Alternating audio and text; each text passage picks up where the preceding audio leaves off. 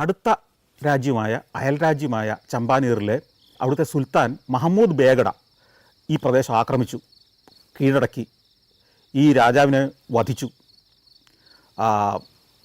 അപ്പോൾ ഈ രാജാവിനൊരു പത്നിയുണ്ട്, രൂപ എന്നാണ് പേര്. അതീവ സുന്ദരിയായ ഒരു പത്നി. അപ്പോൾ അക്കാലത്ത് രാജ്യങ്ങൾ ആക്രമിക്കുക, കീഴടക്കുക എന്ന് പറഞ്ഞാൽ ആ രാജ്യത്തിൻ്റെ അധികാരം മാത്രമല്ല, അവിടുത്തെ സമ്പത്ത്, അവിടെ സൂക്ഷിച്ചിരിക്കുന്ന സമ്പത്ത് മുഴുവൻ, ഒപ്പം അവിടുത്തെ സ്ത്രീകളും ഈ കീഴടക്കുന്ന ആളുകൾക്ക് സ്വന്തമാണ്. ഈ രാജപത്നിയെ വധിച്ചില്ല, രാജാവിനെ വധിച്ചു. അതീവ സുന്ദരിയായി ഈ രാജപത്നിയെ വിവാഹം കഴിക്കാൻ ഈ മഹമ്മൂദ് ബേഗഡ ആഗ്രഹിച്ചു. സുൽത്താനാണ്. പക്ഷേ രാജപത്നി അപ്പോൾ പറഞ്ഞപ്പോൾ തന്നെ സമ്മതിച്ചു, വിവാഹം കഴിക്കാം. പക്ഷേ ഒരൊറ്റ കണ്ടീഷനുണ്ട്.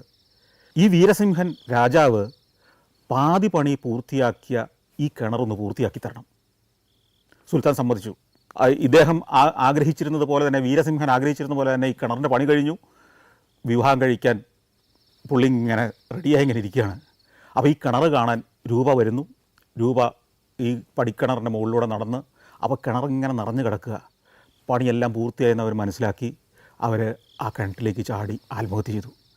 ഈ മഹമ്മൂദ് ബേഗഡ എന്ന് പറയുന്ന ആ ചക്രവർത്തിക്ക് അദ്ദേഹത്തിൻ്റെ ആഗ്രഹം സാധിച്ചില്ല. പക്ഷേ നാട്ടുകാർക്ക് നല്ലൊരു കിണർ കിട്ടി.